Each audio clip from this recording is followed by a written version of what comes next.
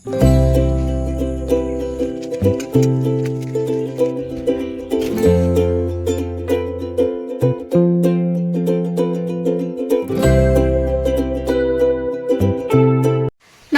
আমি রেখা। আমার দীপরেখা ইউটিউব চ্যানেলে আপনাদের সকলকে স্বাগত জানাই।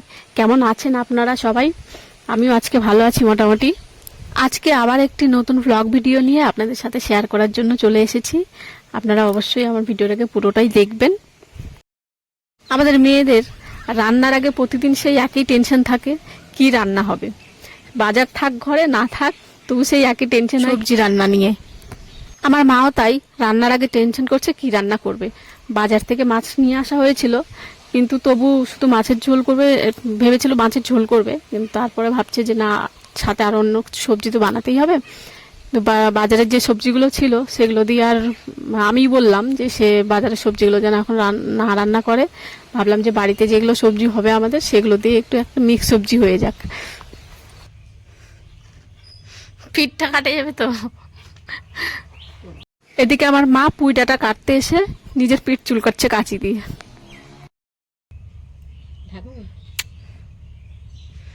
এই যে এটা দুটো ডাল আছে, এই নিচের দিকে একটা গেছে, আর এই যে দুটাই কাটি নিয়ে।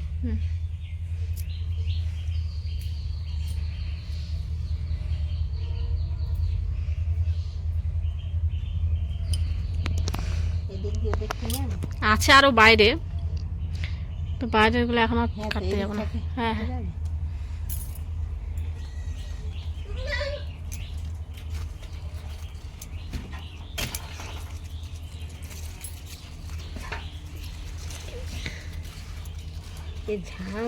মা বললো যে মিক্স সবজির মধ্যে কি কি দিব। আমি বললাম যে আমাদের বাড়িতে, যেহেতু আমাদের বাড়িতে গ্রামে, সত্যি আমাদের বাড়িতে মিক্স সবজি বানাবার জন্য সবজির অভাব হয় না, কারণ অনেক কিছু আমার মা লাগিয়ে রেখেছে।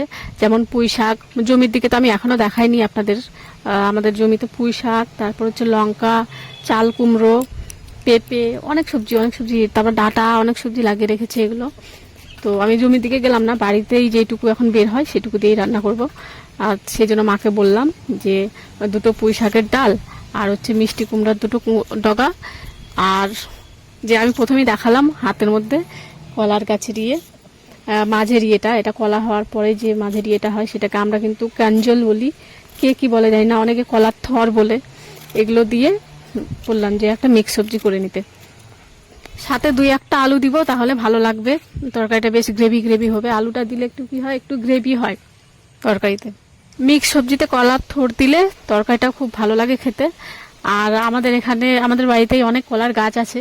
একটা কলা কেটেছিল বাবা, কলার গাছ, সেই গাছটা থেকে ছাড়ানো হয়েছে এটা। মা বসে পড়েছে সবজিগুলো কাটার জন্য, সব সবজিগুলো কেটে নিচ্ছে, কারণ মা আজকে উনুনে রান্না করবে। আর উনুনে রান্না করতে গেলে সব সবজি টবজি কেটে নেওয়াই ভালো, সব জোগাড়টা করে নিলে বেশি ভালো হয়। কারণ উনুনে যেহেতু খড়ি দিয়ে রান্না করবে, ওই কাঠ ছেড়ে, মানে রান্না ছেড়ে আবার সবজি কাটা, একা হাতে রান্না করলে সেটা একটু প্রবলেম হয়ে যায়। আর আমি যেহেতু বেশি কাজ করে দিতে পারি না আমার মাকে, কারণ আমি বেশিক্ষণ বসেও থাকতে পারি না, বেশিক্ষণ মানে দাঁড়িয়েও থাকতে পারি না, তো সেই জন্য আমি সেরকম মানে কাজ করি না, ওই হালকা পাতলা একটু কাজ করে দিই। সব কাজগুলো আমার মাকেই করতে হয়। আমি মাকে বললাম যে একটা মিষ্টি কুমড়োর, অল্প একটু মিষ্টি কুমড়ো দিলেও হয়তো ভালো লাগতো তরকারিটাতে। তা মা বলছে না, এখন মিষ্টি কুমড়ো দেওয়া যাবে না, কারণ যেহেতু তুই আগেই ডালটা কেটে নিয়েছিস এর মিষ্টি কুমড়োর ডগা, কারণ গাছ আর ফল একসাথে নাকি বলে সবজি করে বানিয়ে খেতে হয় না। মায়ের সবজি কাটা হয়ে গেছে, এখন মা চলে এসছে উনুনের কাছে। এখন মাছটা আগে ধুয়ে নিচ্ছে, মাছ ধোয়া হয়ে গেলেই তারপরে রান্না বসিয়ে দেবে। আর আজকে একটু মাছ অল্প করেই নিয়ে আসা হয়েছে, যেহেতু কম লোক, সেই জন্যই। বাড়িতে আমরা 3 জনেই আছি, সেই জন্য অল্প করে শুধু 4 পিস মাছ নিয়ে এসছে। আমার বাবা যেমন মাছের মাথা খেতেই ভালোবাসে, পিচ খায় না, পেটি খায় না, সেই জন্য বাবার জন্য মাছের মাথাটা, আর আমাদের দুজনের জন্য হচ্ছে মা আর আমার জন্য এই পিসগুলো।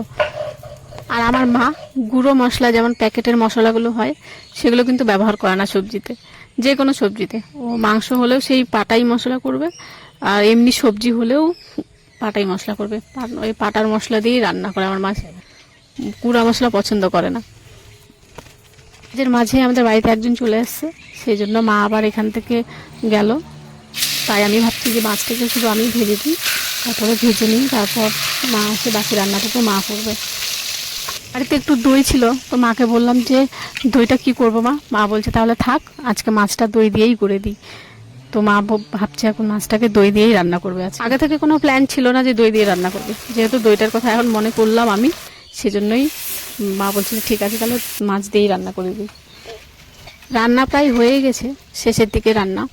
আর আপনারা এতক্ষণ থেকে আমার ভিডিওটা দেখলেন, তার জন্য আপনাদের অসংখ্য ধন্যবাদ। আর আমার ভিডিও যদি ভালো লেগে থাকে তাহলে অবশ্যই আপনারা আমার চ্যানেলটিকে সাবস্ক্রাইব করে নিয়ে পাশে থাকবেন। আমার চ্যানেলটি অনেক ছোট, নতুন চ্যানেল, আপনাদের সাপোর্টের খুব দরকার আছে আমার এখন। আর আপনাদের সাথে আবার দেখা হবে নতুন একটি ভিডিওর সাথে। ধন্যবাদ, সবাই ভালো থাকবেন, সুস্থ থাকবেন।